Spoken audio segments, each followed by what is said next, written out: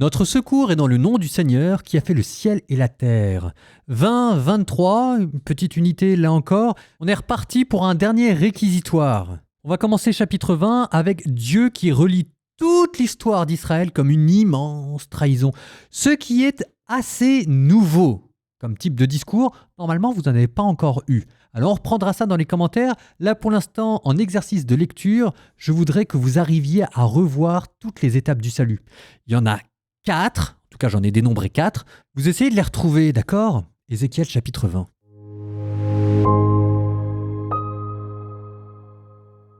La 7e année de la première déportation, le 5e mois, le 10 du mois, quelques anciens d'Israël vinrent consulter le Seigneur.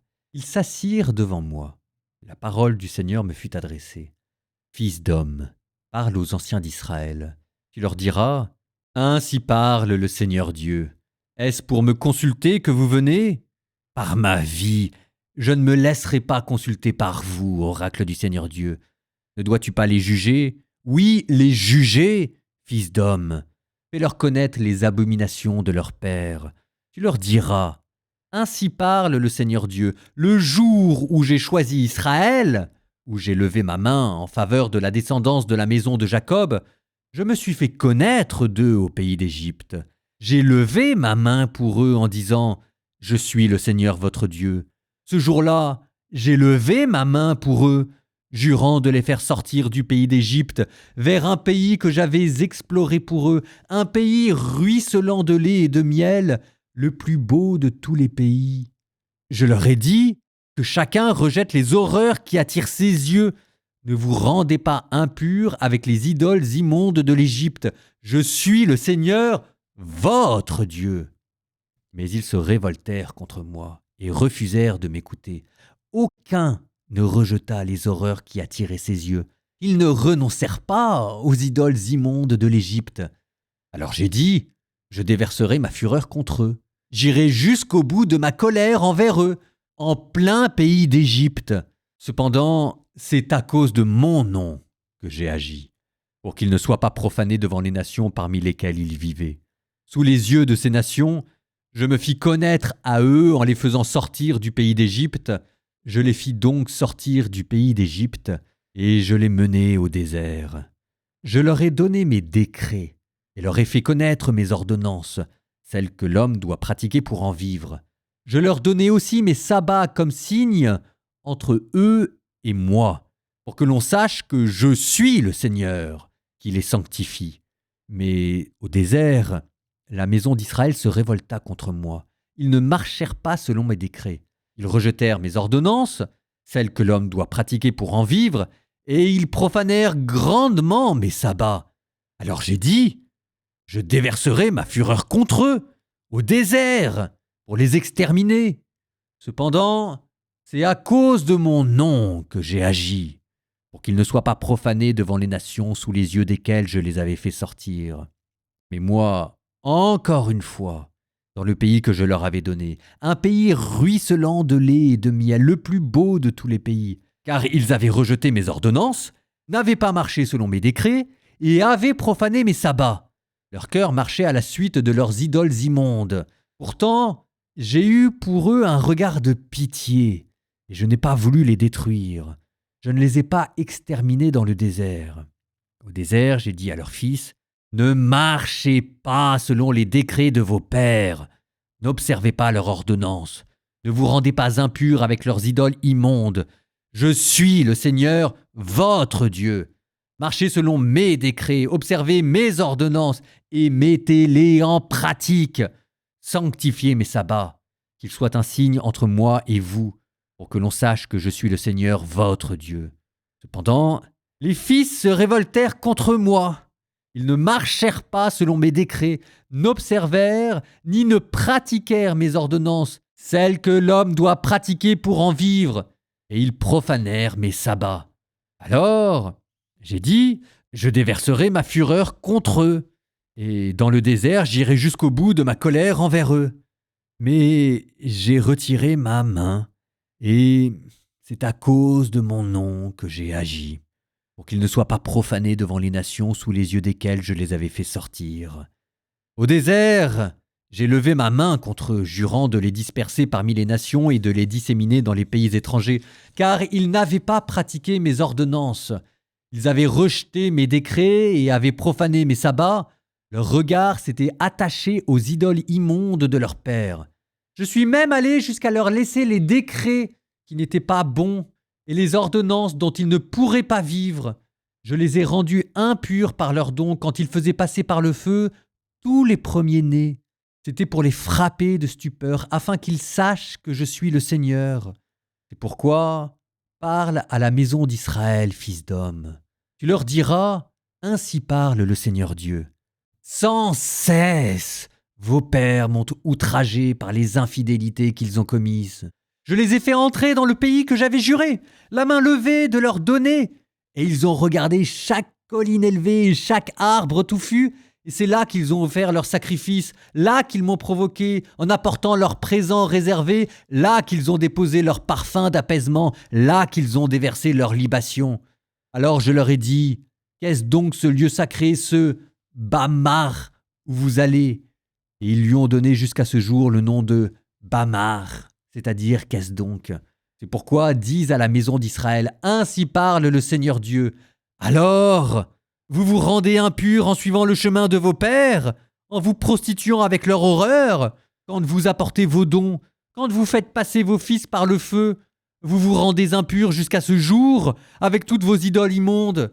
Et moi, je me laisserai consulter par vous, maison d'Israël, et par ma vie, oracle du Seigneur Dieu, je ne me laisserai pas consulter par vous.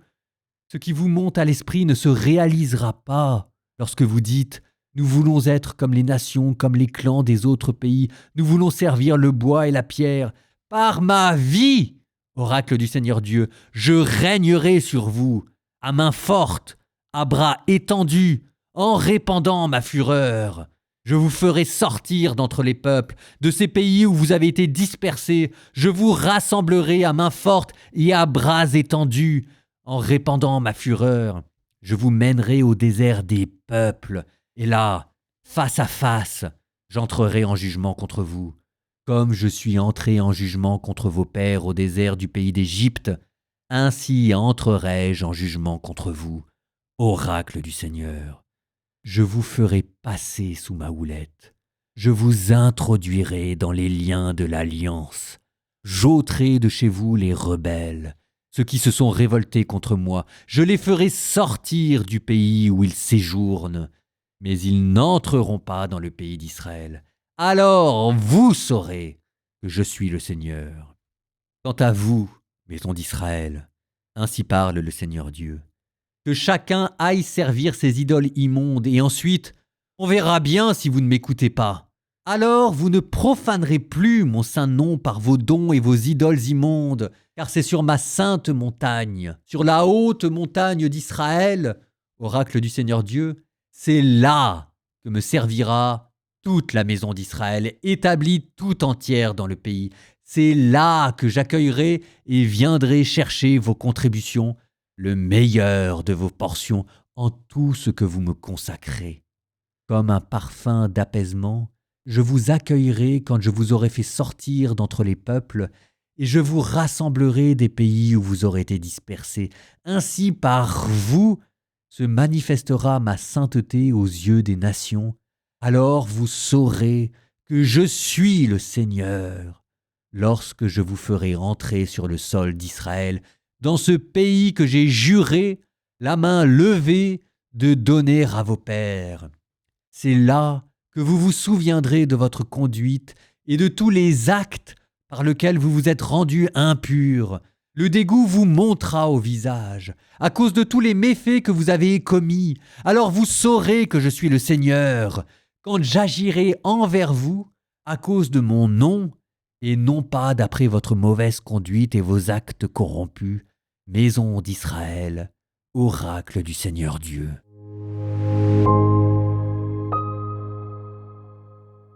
Alors, je vous avais dit qu'il y avait 4 étapes dans cette histoire du salut. On va voir si vous et moi, on a les mêmes. Ça commence en Égypte, avec un peuple qui commençait déjà à se tourner vers les idoles égyptiennes. Puis, dans le désert, Israël qui refuse les commandements, puis ensuite l'installation en Canaan, l'époque des juges, mais Israël qui adopte les hauts lieux, c'est-à-dire les sanctuaires païens qu'on met sur les hauteurs, et dans le présent, quatrième étape, Jérusalem ou dans la vallée de la Géhenne, il y a encore des sacrifices humains, des enfants qui sont sacrifiés à Moloch. Je vous avais dit que dans la tête de ceux qui faisaient des sacrifices d'enfants, c'était l'acte d'amour ultime qu'ils pouvaient montrer à Dieu. Alors, c'est un discours qui est totalement nouveau. C'est la première fois que vous en entendez un comme ça dans la Bible. Donc j'insiste là-dessus pour bien que tout le monde comprenne. Vous avez eu beaucoup de critiques, beaucoup de dénonciations, beaucoup de colère. Mais jusqu'à présent, vous montrez des infidélités qui étaient accidentelles sur des périodes plus ou moins courtes, mais c'était des fautes ponctuelles. Ici, c'est devenu une ligne continue. C'est pas seulement les rois qui ont été infidèles, c'est depuis le début qu'Israël est infidèle. L'histoire d'une vocation manquée, d'une mémoire pervertie, d'une élection sans cesse dévoyée, et que si jamais il fallait avoir une ligne, un fil rouge pour comprendre l'histoire d'Israël, c'était celle de l'apostasie. C'est quelque chose qui sera repris dans le Nouveau Testament. On le lira plus tard, Actes des Apôtres chapitre 7, le discours d'Étienne. Étienne, c'est le proto-martyr, c'est le premier martyr chrétien qui va faire un discours extrêmement structuré comme Ézéchiel 20 qui va relire l'histoire entière comme un refus systématique de Dieu. C'est d'ailleurs pour ça qu'Étienne se fera martyriser. C'est pas uniquement parce qu'il était chrétien, c'est parce qu'il va faire un réquisitoire sur ce qu'est Israël insupportable que les pharisiens ne pourront pas entendre. Et au milieu de tout ça, il y a un refrain qui n'arrête pas de revenir dans ce chapitre. Je les ai épargnés à cause de mon nom. Le seul fondement de la miséricorde, c'est Dieu, indépendamment de ce que les hommes sont. Dieu qui a choisi de nous aimer. On ne sait pas pourquoi d'ailleurs, mais c'est notre seule porte de secours. Ce qui vous donnera d'ailleurs des passages très beaux dans le Nouveau Testament. Là où Ézéchiel dit « Je les ai sauvés à cause de mon nom », Jésus dira « Père, glorifie ton nom ». C'est à la fois la même chose, mais ça n'a plus rien à voir. C'est la reprise d'Ézéchiel dans la gloire du Christ et dans son amour. On passe au livre des Proverbes, si vous le voulez bien. Proverbes, chapitre 12, versets 1 à 5.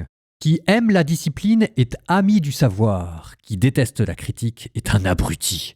L'homme de bien gagne la faveur divine, le Seigneur condamne le rusé. Nul ne trouve appui dans la méchanceté, la racine des justes tient ferme. Une femme parfaite est la couronne de son mari, une femme sans pudeur le cancer de ses os. Les projets du juste sont droits, les manœuvres du méchant des tromperies.